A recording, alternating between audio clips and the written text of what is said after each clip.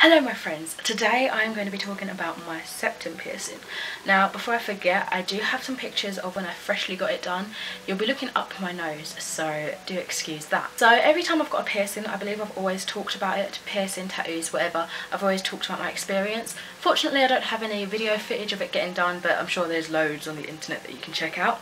So this is basically just my experience and then a couple of questions I asked and wanted to let you guys know, as well as let myself know after I got it done and before I got it done. So when you get your septum pierced, they try to find what is called the sweet spot and pierce it through that. So no, it's not going through the cartilage in your nose, it's not going through any sort of bony feeling, if you know what I mean. It's literally a very soft, I guess maybe it's a tissuey bit of your nose, and that's what it's going through. So it sits very comfortably, it's not messing up, you know, the structure itself, I guess you could say, of the nasal cavity, I suppose. So apparently my sweet spot is pretty high. The lady said it was the highest sweet spot she'd ever seen. That's such a strange thing to say.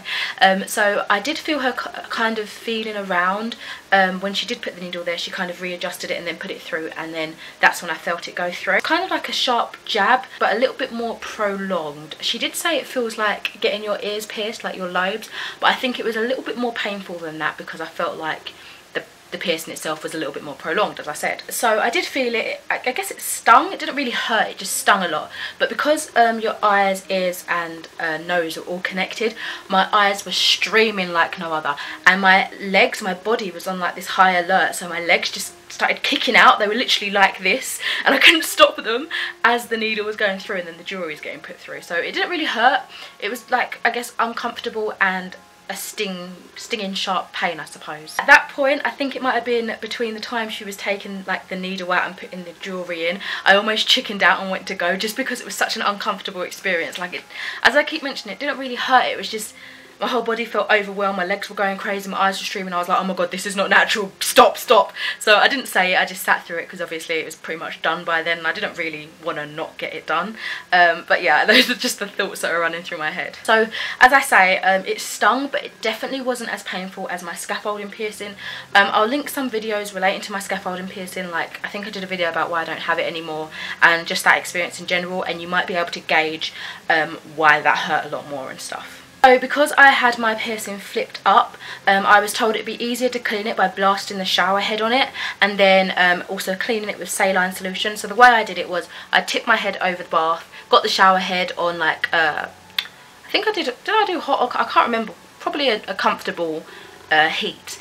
Cleaned it up, like basically put it up my nose. I was doing that thing that they do, you know, torture people, they like drown them. Basically I was doing that to myself. Waterboarding, is that what it's called? So yeah, this is really dark, sorry, that I shouldn't be laughing at that. But I sprayed it up my nose and then I got the saline solution bottle and sort of tipped it over the wound, I guess, like in both nostrils, and then I would dab it with like a clean tissue. So I have a titanium horseshoe piercing in it. As you can see, I think it's just like the standard one you usually get put in. It looks quite similar to my spider bite piercing here. And the reason I had it flipped up is because of work purposes. Now obviously I do have other facial piercings. My work's quite okay with that, but I wear clear labrets through here, so it's not as obvious, I guess, and I wasn't too sure how they'd feel about me having this down, so I just asked them to flip it up and to let me heal it that way, just to save a whole load of hassle, because I'd probably get asked to flip it up at work and then I wouldn't be able to because it's healing and I didn't want to upset it, do you know what I mean? So I had to leave it up for at least 2 weeks before I could take it down and up like how I wanted to. So that's how I healed it for the first 2 weeks, up in my nose. It was £40, by the way. I think this is one of the most expensive piercings I've ever had, but it was kind of, it wasn't a spare in the moment thing because I have really wanted it for a while, but it was just, I was getting closer to this particular weekend and I was like, I really want a piercing, really want a piercing. I inquired about it the day before and then I thought, you know what, I'm going to do it, let's do it. So I did it the Saturday after, I believe, and I don't regret it at all. Oh, I was warned by a piercer that I would have like a slight smell towards it or something. As all piercings do, they have a slight odour just because it is a wound. I clean them and everything, so I know it's clean. It's not like anything that I should be worried about, basically. But she said I might be able to smell it because obviously it's up my nose and it's a more obvious area of scent. But I haven't really smelt anything, to be honest. I mean, I might have smelt a little bit of iron from where my nose was bleeding in the beginning, but I haven't had any issues with scent or anything like that. I've been cleaning it every day since, and I haven't had any issues with that, really. So I want to quickly show you how I flip it up. I found this really good video on YouTube. If I can find it again, I'll link it down below because I do not take credit for this. I had asked my piercer how to flip it up and down when I was there, but I couldn't really understand what she meant. I thought I had to flip it up that way, and it was like, no. So I figured it out on YouTube, and I found a really good video, as I mentioned. I'm gonna look really silly and I'm gonna get really close up, but the way I do it is I make like a long face and then I pull my lip down and push it up, so it's easier to show you what I mean rather than explain it. And there it is, up. So I've got to remember to do that tonight because I've got work tomorrow and I don't want to forget and have it down and then have to do it in the car and, you know, accidents happen. And the way I take it down is, this might look a bit gross, sorry if you guys get a bit squeamish, I don't know, is I literally put my fingers in my nose and pull it down that way. So I'll show you. And like that, do you see? Check for any boogers, all good. Excellent. I also did get her advice on my rejected scaffolding, and I'm gutted to say that she told me if I had left it in, it would have eventually healed, which is, in hindsight, is a horrible thing to hear, basically, because I was so desperately wanting it to work. It was giving me such discomfort in that I just thought, no, I don't want it to ruin my ear, let's just take it out whilst I can, basically. Apparently it's the bottom that had been pierced wrong because of the angle of it, and it kind of disbalanced the top part, is what she said. That was kind of her theory for it. So that is what may have caused the problem, which is strange because I haven't had any issues with the bottom one. Like, that still is kept in. It was the top one I had to take out. So it was interesting to get a piercer that actually wanted to help me, her advice on it, and so I really appreciate that, because as I say, I didn't get pierced there when I got my scaffolding. She was just kind enough to give me that advice and help me out, I suppose. So back to the septum. I did get a little kind of like, I guess, dried crusties around the holes, and that would hurt when I moved it without cleaning it first. Like, if I was just to go like that, rub my nose, and that just that slight little friction against it would hurt, because obviously it's crusty and dry and it's trying to squeeze back into that little hole. But around the 5th week I kind of saw that it just pretty much suddenly stopped happening. And around the same time my nose just stopped feeling sensitive, because I mean, obviously I wasn't like pushing it like really hard on that, but if I was to tap it gently, literally just like that, it felt sensitive, and I feel like I could feel the piercing inside. But now if I go like that, I can feel there's metal in my nose, like I can feel it, you know, I can feel the shape of it, but it doesn't really hurt. Like, it's just a bit like, don't do that, basically. I guess it doesn't hurt, I can just feel it, and I should probably stop doing that. But yeah, I'm trying to explain as much as I can. Oh, this is really strange, but I do find myself waking up frantically picking at it, thinking it's a bogey and trying to get it out of my nose. This is only when I sleep with it up in my nose. Like, for example, I'm going to be sleeping with it up tonight because I don't want the hassle of flipping it in the morning on work. So during those nights I wake up and I'm like, ew, and I'm like, oh god, hold on, stop, that's not a bogey, that's your septum, leave it alone. I'm just being like a bloody idiot, literally trying to gouge it out. Thankfully I've had no damage yet, but I'm pretty sure I'll get used to it over time, and I'll just stop doing that eventually. So I do have a few questions I asked my piercer, as well as just general things, just little facts I thought I'd throw in here at the end. So I'm just going to read this off because I don't want to miss out any information.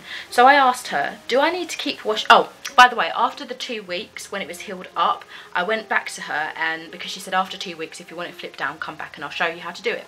So I did that, and I was so shocked. The 2 weeks were over so quickly, and she showed me how to do it, and then obviously I just had the issue of understanding what she meant by flipping it up, so I found that video.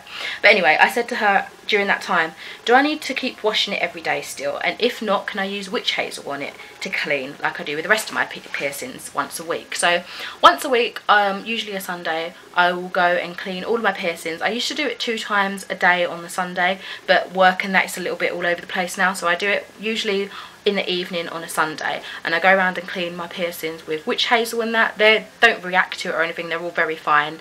And then I usually clean my actual piercing jewellery with the witch hazel, or with some surgical spirit or something, or with my tattoo goo piercing stuff. So I asked her, can that also be joined into my routine, just basically stop cleaning it every day and just do that on a Sunday? And she goes, leave it until the full, about, what did she say, an extra 4 weeks. So basically the full healing time is usually around 6 to 8 weeks. I think that's usually for any piercing really. So she said basically give it till the end of that and then I can go in and do that. So I think, what am I up to now? I feel like I'm on my 7th or 8th week since I've got it pierced. So I'll probably stop cleaning it every day shortly, maybe when I go back to uni, and then just sort of slowly introduce the witch hazel. What I might do is just dilute it first just to see how it reacts with that area of my nose. I don't know if it might be a bit more sensitive or what, and then I'll carry on and do that. And what else? So oh yeah, once I could flip it down, I found it was far more easier to get a cotton bud, wet that with some hot water, clean around the holes, and then flip the other side and pour my saline, what is it, saline solution sort of thing, but you know the bottles you can get, and pour some of that on the other side and clean that. And then because sometimes it was more in the beginning, I felt like when I put the saline on it, it felt tight, so I just out of habit now I go back, wet the cotton bud again with some hot water and just go over that just to wash off the saline, if that makes sense, just to rinse it off a little bit.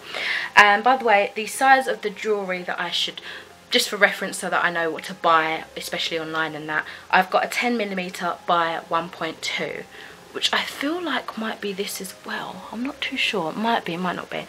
So guys, that is all the information I can give you about my septum piercing and my experience. If you have any questions about my own experience, maybe I can help, or maybe you're thinking about getting one yourself, or you're just curious about if it's uncomfortable or whatever, then let me know and I'll get back to you. I did want to do a video talking through my first cold with a septum piercing, because that, for some reason that's in my mind. I feel like that's going to be troublesome. I've already had a few sneezing episodes where I'm just like, oh my god, I can't get the snot out properly because this thing's in the way.